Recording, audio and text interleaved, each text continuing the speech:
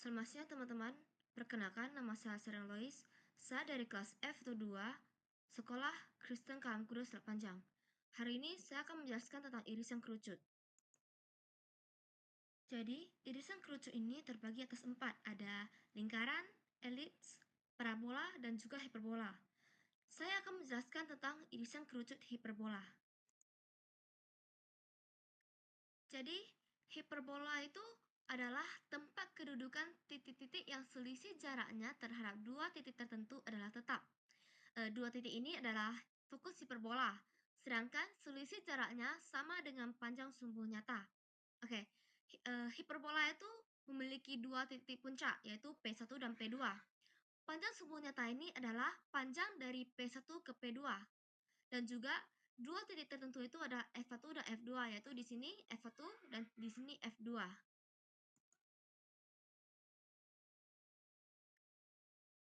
Sekarang kita masuk ke unsur-unsur hiperbola horizontal. Jadi hiperbola itu ada dua, horizontal dan juga vertikal. Sekarang saya akan menjelaskan yang horizontal dulu. Titik fokusnya itu ada di F1 dan F2. Horizontal itu berarti dia terbuka ke kiri dan ke kanan. Titik fokusnya ada di sini, F1 dan F2. Dan titik puncak itu ada di P1 dan P2. Titik pusatnya ada di sini, itu O. Nggak selalu 0,0, bisa juga alfa, beta. Oke, lanjut. Sumbu utama atau sumbu transversal. Kenapa sumbu X? Karena sumbu utama ini adalah sumbu yang melewati kelima titik tersebut. Jadi, sumbu utama itu harus melewati titik-titik tersebut, yaitu titik fokus, puncak, dan pusat. Jadi, di horizontal ini, garis atau sumbu yang melewati 5 titik tersebut adalah sumbu X. Oke, lanjut. Sumbu sekawan atau sumbu konjugasi. Ini sumbu yang bertegak lurus dengan sumbu utama, yaitu sumbu Y. Asimtot itu garis A1 dan A2. Jadi asimtot itu ini. Jadi dia mau ditarik sepanjang apapun, dia gak pernah memotong kurva ini. Jadi itu disebut dengan garis asimtot. Dan sumbu nyata ini P1 dan P2. Ini adalah dari P1 sampai P2. Jadi sumbu nyata ini adalah jarak dari pusat yang pertama ke pusat yang kedua. Jadi garis warna biru ini disebut dengan sumbu nyata. Selanjutnya sumbu imajiner. Jadi kalau kita tarik garis dari pusat 1 sampai ke asimtot A1 dan A2, lalu disatukan lagi, maka akan membentuk persegi panjang. Jadi sudut-sudutnya ini yaitu asimtot A1 dan A2. Nah, sumbu imajiner ini adalah sumbu yang ada di sumbu sekawan dan dalam persegi panjang tersebut. Jadi di sini adalah garis kuning ini A dan B. Oke, lanjut. Latus rectum. Latus rectum itu adalah tali busur terpendek dalam satu kurva dan harus melewati titik pusat, yaitu ini, CD dan EF. Jadi, dari gambar ini, kita dapat membentuk segitiga seperti ini. Nah, A itu setengah panjang sumbu nyata. Jadi, P1 dan P2 ini kan sumbu nyata. Dan A itu cuma dari O sampai P2 atau O sampai P1. Jadi, sekarang saya akan mengambil O sampai P2, ini A. Jadi, A ini adalah setengah panjang sumbu nyata. Lanjut, B ini setengah panjang sumbu imajiner. Jadi sumbu imajiner yang A dan B. Setengahnya yaitu dari O sampai A atau O sampai B. Namun di sini saya mengambil O sampai A, jadi di sini B. Oke, dan C itu jarak titik pusat ke titik fokus. Jadi kalau misalnya dari sini, dari O ke garis C ini kan sampai ke sudut-sudut persegi panjang ini, kalau kita bentuk lingkaran, maka akan melewati titik fokus. Jadi O ke sudut kanan atas ini sama dengan O ke F2. Jadi dalam rumus Pythagoras, C kuadrat sama dengan A kuadrat tambah B kuadrat. Sekarang saya akan menjelaskan unsur-unsur hiperbola yang vertikal, yaitu hiperbola yang terbuka ke atas dan juga ke bawah. Yang pertama ada titik fokus di F1 dan F2, titik puncak di P1 dan P2, ini puncak dari kurva tersebut. Titik pusat di O, ini bisa 0,0, bisa alfa, beta. Jadi ada sumbu utama. Karena 5 titik ini terdapat di Y, maka sumbu utamanya di Y. Kalau misalnya di horizontal kan di X, ini di Y. Terus ada sumbu sekawan, itu yang tegak lurus dengan sumbu utama. Jadi di sini itu sumbu sekawannya X, terus asimtot A1 dan A2, yaitu garis, yang tidak memotong kurva, tapi mereka saling memotong lalu melalui titik pusat. Jadi, terus ada status rektum. Status rektum itu yaitu tali busur terpendek ini CD dan juga EF. Mereka melalui titik fokus. Terus ada sumbu nyata. Sumbu nyata itu P1 ke P2, jarak dari pusat pertama ke pusat kedua. Jadi ini di sini di sumbu Y dan sumbu nyata itu P1 ke P2. Terus ada sumbu imajiner. Ini kalau misalnya dibentuk jadi persegi, yang sudut-sudutnya itu tersinggung atau terkena dengan sumbu asimtot atau garis asimtot, maka mereka akan membentuk persegi ini. Jadi panjang dari A ke B, yaitu panjang di sumbu sekawan yang dibatasi oleh persegi ini adalah sumbu imajiner. Selanjutnya ada setelah dibentuk gini, kita bisa tarik segitiga seperti ini. Terus ada A itu setengah panjang sumbu imajiner, ini sumbu imajiner, setengahnya A. Terus ada B, setengah panjang sumbu nyata, ini sumbu nyata, setengahnya di B.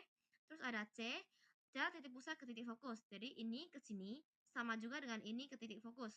Ini ke titik fokus. Kalau dibentuk lingkaran, maka mereka akan sama panjangnya. Jadi C itu sama dengan jarak titik pusat ke titik fokus. Jadi kalau dalam Pitagoras bisa jadi C kuadrat sama dengan A kuadrat tambah B kuadrat. Sebelum kita lanjut, saya ingin kalian melihat ini dulu. Ini ada titik sembarang P, X dan Y. Ini ada O. Ini ada O ke P1 dan O ke P2 ini A. Jadi O ke F1 dan O ke F2 ini adalah C. Jadi F1 itu titiknya ada di min C, 0, P1 ada min A, 0. Di P2 adalah A, 0, ada F2 itu C, 0. Oke, sesuai dengan definisi hiperbola yaitu hiperbola adalah tempat kedudukan titik-titik yang selisih jaraknya terhadap dua titik tertentu adalah sama atau tetap. Dan dua titik tertentu itu disebut dengan fokus hiperbola, sedangkan selisih jaraknya sama dengan panjang sumbu nyata.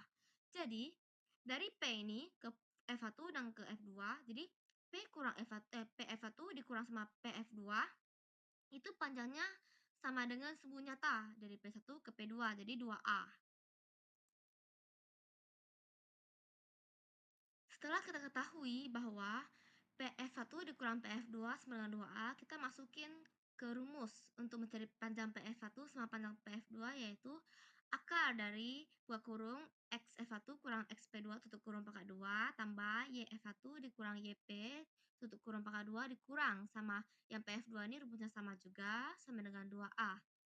Terus kita masukin XF1 itu min C, XP itu X, kita masukin semuanya dan juga kita pindah ruas yang min PF2 jadi plus di sebelah kanan.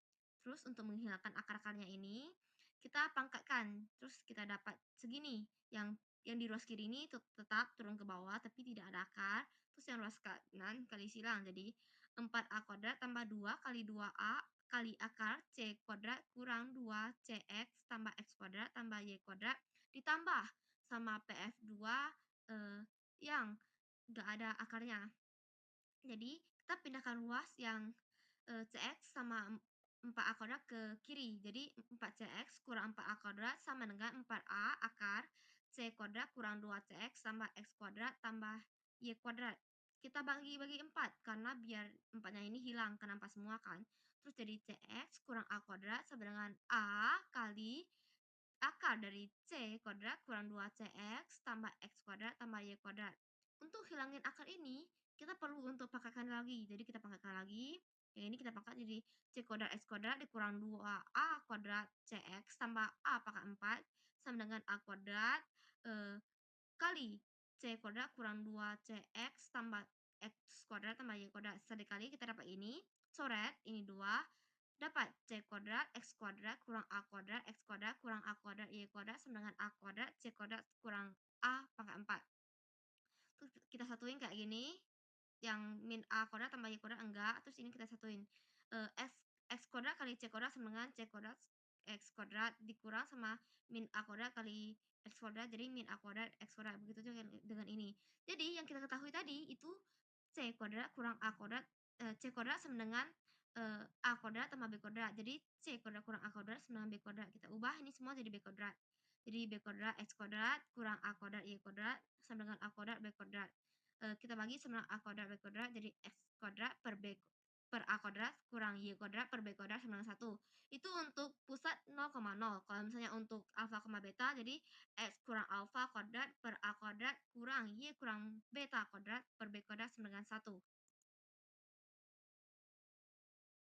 Selanjutnya yang vertikal ada P, X, Y, ada O 0,0 atau alfa, beta, ada P1 0, B, F1 0, C, P2 0, min B, F2 0, min C. Jadi yang kita dapat adalah P ke F1 dikurang P ke F2 sama dengan 2B. Jadi P F1 kurang P F2 sama dengan 2B.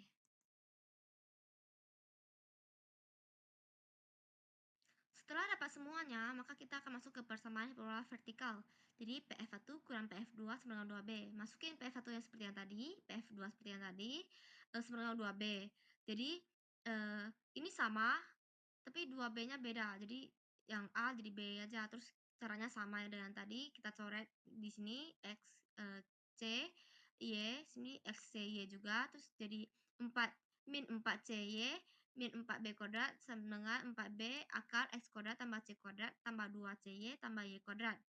Kita bagi 4, jadi min CY min B kuadrat sama dengan B akar dari X kuadrat tambah C kuadrat tambah 2CY tambah Y kuadrat. Untuk hilangin akar ini, kita pangkat 2 lagi. Jadi dapat ini, dan kita kalikan ruas kanan yang B2 ini ke dalam ini. Kita coret yang sama, jadi B pangkat 4 kurang B kuadrat, C kuadrat sama dengan B kuadrat, X kuadrat tambah B kuadrat, Y kuadrat kurang C kuadrat, Y kuadrat. Kita satuin lagi kayak yang tadi, yang horizontal tadi. Kita satuin. Terus C kuadrat sama dengan A kuadrat tambah B kuadrat, berarti min A kuadrat sama dengan B kuadrat kurang C kuadrat. Jadi kita yang B kuadrat kurang C kuadrat ini kita ubah ke min A kuadrat. Ini min A kuadrat, B kuadrat sama dengan B kuadrat X kuadrat, min A kuadrat Y kuadrat. Kita bagi sama A kuadrat B kuadrat, yaitu dapat X kuadrat per A kuadrat kurang Y kuadrat per B kuadrat sama dengan min 1. Kalau misalnya itu adalah 0,0 pusatnya, maka pakai rumus ini. Kalau misalnya alfa, beta, jadi X kurang alfa kuadrat per A kuadrat dikurang sama Y kurang beta kuadrat per B kuadrat sama dengan min 1. Selanjutnya ada asimtot hiperbola. Asimtot itu garis A1 dan A2 ini mereka berpotongan di titik pusat, tapi mereka gak pernah potongin kurva gitu. Jadi mereka mau sejauh apapun tidak pernah potong kurva. Untuk mencari persamaan asimtot ini, kita harus tahu dulu dari persamaan hiperbola. Jadi ini yang ini X kuadrat per A kuadrat kurang Y kuadrat per B kuadrat sama dengan 1. Kita pindahin Y kuadrat per B kuadrat sama satunya. Jadi Y kuadrat per B kuadrat sama dengan X kuadrat kurang per A kuadrat kurang 1. Kita kali sama B kuadrat per X kuadrat. Hasilnya ini. Terus kita keluarin yang di kanan ini, kita buat kurung. Jadi B kuadrat per A kuadrat dikali 1 kan B kuadrat per A kuadrat. B kuadrat per A kuadrat dikali A kuadrat dikali min A kuadrat per X kuadrat dapatnya min B kuadrat per X kuadrat. Jadi untuk menghilangkan kuadrat ini kita harus akarkan yang kurung ini. Jadi Y per X sama dengan plus minus B per A akar 1 kurang A kuadrat per X kuadrat. Sedangkan asimtot ini kan jika asimtot ini X-nya itu plus minus infinity gak terhingga, maka A kuadrat per X kuadrat ini sama dengan 0. Jadi 1 kurang 0, 0. Jadi hasilnya itu Y per X sama dengan plus minus B per A. Y sama dengan plus minus B per A X. Kenapa plus minus? Karena ada A1 dan A2. Kalau A1 itu Y sama dengan min B per AX. Kalau A2 sama dengan Y sama dengan B per AX. Itu untuk pusat 0,0. Kalau untuk pusat alfa, beta, Y kurang beta sama dengan plus minus B per A buka kurung X kurang alfa tutup kurung. Jadi, jika A sama dengan B, maka kedua asimtot hiperbola saling tegak lurus. Hiperbola disebut ortogonal. Jadi, misalnya A sama dengan B, berarti B per A ini 1, jadi Y sama dengan X dan Y sama dengan min X. Gradien yang pertama itu 1, gradien yang kedua min 1, 1 kali min 1 itu min 1. Jadi, itu adalah hiperbola ortogonal atau tegak lurus. Selanjutnya adalah definisi lain dari hiperbola. Hiperbola adalah tempat kedudukan titik-titik yang perbandingan jaraknya terhadap sebuah titik tertentu dan sebuah garis tertentu adalah tetap. Titik tertentu tersebut disebut dengan fokus hiperbola, sedangkan garis tertentu disebut dengan garis direktris. Perbandingan sebesar eksentrisitas atau E sama dengan lebih besar dari satu, E lebih besar dari satu. Jadi, di sini G1-nya di yang horizontal, G1 sama dengan X sama dengan min A kuadrat per C, G2 X sama dengan A kuadrat per C. Kalau di vertikal, G1 itu persamaannya Y sama dengan B kuadrat per C, yang G2 Y sama dengan min B kuadrat per C. Untuk eksentrisitas untuk hiperbola horizontal, E sama dengan C per A, untuk yang vertikal, E sama dengan C per B. Sekian presentasi saya tentang irisan kerucut hiperbola. Terima kasih.